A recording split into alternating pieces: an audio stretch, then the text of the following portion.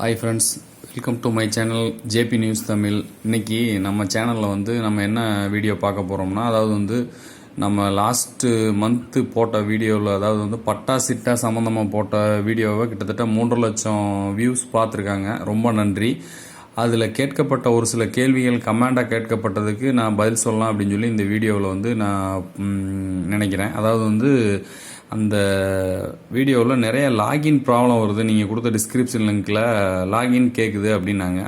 இப்போ அந்த பட்டா சிட்டா நம்ம நில அளவை சம்மந்தமான பட்டா சிட்டா விவரங்களை பார்வையிட லாகின் பேஜ் கேட்குதுன்னா நீங்கள் அந்த டிஸ்கிரிப்ஷன் லிங்க்கை யூஸ் பண்ணாதீங்க.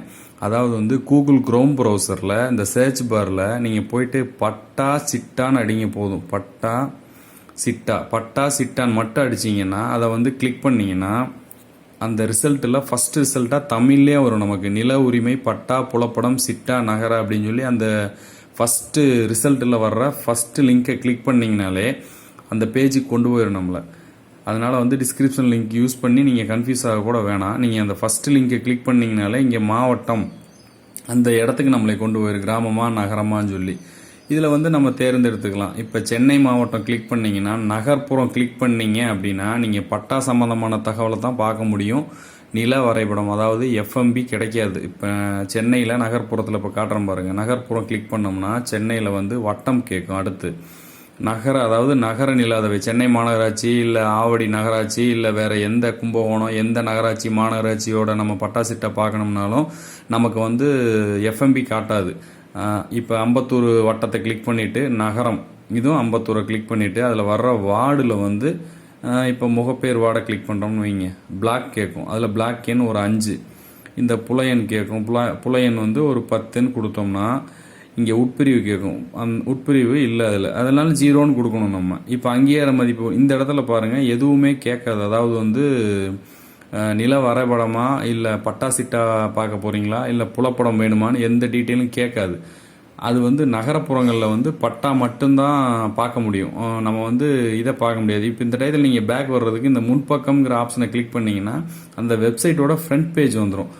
நில உரிமை நகல் பார்வையிடன்னு வருது பாருங்கள். இதை கிளிக் பண்ணோம்னா மறுபடியும் நம்ம அந்த ஸ்டார்டிங் பேஜ் பார்த்தீங்களா, கூகுள் குரோமில் போய் பட்டா சிட்டா அடித்தோம்ல அந்த இடத்துக்கு கொண்டு போயிடும் நம்மளை.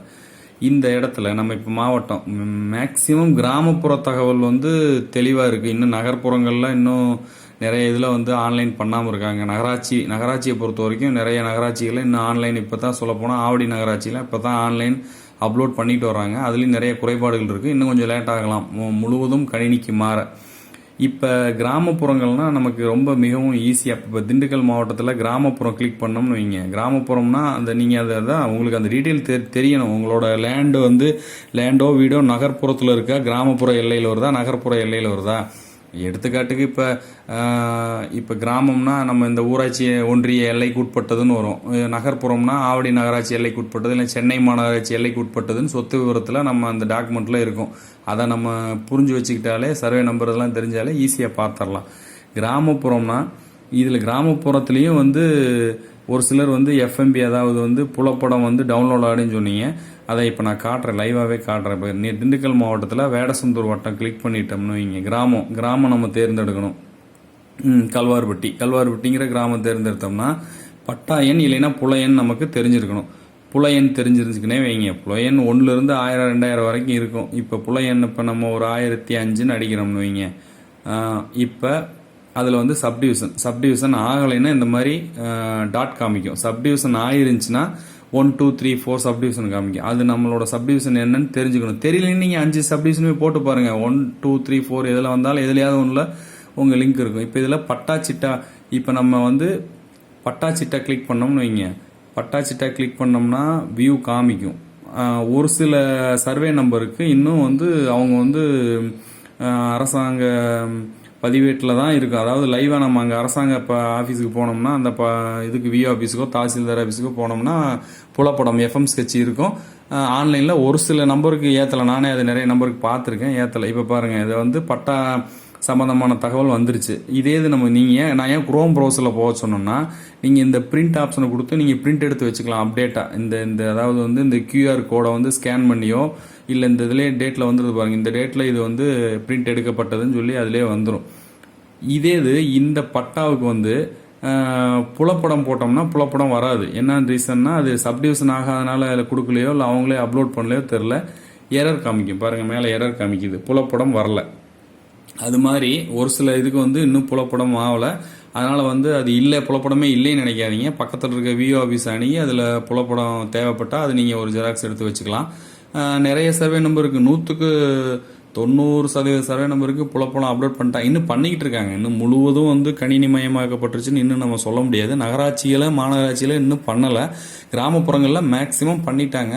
இதை இந்த தகவலை அப்பப்போ செக் பண்ணிக்கிறது ரொம்ப நல்லது. கொஞ்ச நாள் கழித்து 1 மாதம் 2 மாதம் கழித்து செக் பண்ணி பாருங்கள், மறுபடியும் அப்லோட் பண்ணியிருந்துருக்கலாம். அதுதான் நகர்ப்புறங்களில் புலப்படம் வர்றதில்லை. கிராமப்புறங்களில் எஃப்எம் ஸ்கெட்ச் வரைபடம், நம்ம நிலத்தோட வரைபடம் வேணும்னு நினச்சோம்னா 100க்கு 80-90% இதுக்கு புலப்படம் வருது. மீதி இருக்கிறதுக்கு இன்னும் ஒரு வேளை அப்லோட் பண்ணாமல் இருக்கலாம்னு நினைக்கிறேன். அது எப்படிங்கிறத இன்னும் கொஞ்ச நாள் கழித்து நம்ம பார்ப்போம். இல்லைன்னா நீங்கள் உங்களுக்கு தேவை ஏற்பட்டுச்சுன்னா அரசு அலுவலகங்களை சென்று அது என்னன்னு சொல்லிட்டு பார்த்துக்குங்க. தேங்க்யூ ஃபார் இந்த ஒரு சின்ன விளக்கம் கொடுக்கணும்னு நினச்சேன். தேங்க்யூ ஃபார் வாட்சிங் மை சேனல். இது எப்படி போகிறதுங்கிறத நீங்கள் அந்த பழைய வீடியோ பார்த்தீங்கனாலே இதில் இன்னும் தெளிவாக சொல்லியிருப்பேன். எப்படி நம்ம அந்த பட்டா முதல் தரம் பார்க்குறவங்களுக்கு இது புரியாது, சிம்பிளாக முடிச்சிட்டேன். அந்த வீடியோவில் தெளிவாக சொல்லியிருக்கேன். இது இந்த குறை எப்படி என்ன பண்ணுறதுன்னு சொன்னவங்க, லாகின் ப்ராப்ளம் வருதுன்னு சொன்னவங்களுக்கு டைரெக்டாக பட்டா சிட்டான்னு அடிச்சிங்கனாலே இந்த பேஜ் வந்துடும். நீங்கள் டிஸ்கிரிப்ஷன் லிங்க்லாம் யூஸ் பண்ண வேணாம்.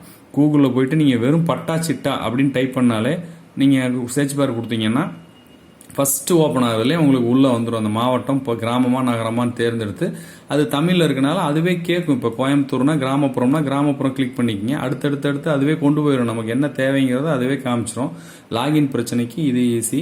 இந்த நகர்ப்புறத்தில் எஃப்எம்பி வரலைன்னா அது நானும் செக் பண்ணிட்டேன். எதுலேயுமே நகர்ப்புறங்களில் வரல. பட்டா மட்டும்தான் நம்மளால் பார்க்க முடியுது, எஃப்எம்பி பார்க்க முடியறதில்ல. கிராமப்புறங்கள்லேயும் ஒரு சிலதுக்கு எஃப்எம்பி வர்றதில்லை. மற்றபடி இன்னும் முழு விவரம் வேணும்னா அந்த பழைய வீடியோவை செக் பண்ணி பார்த்துங்க. Thank you for watching this video. Thank you.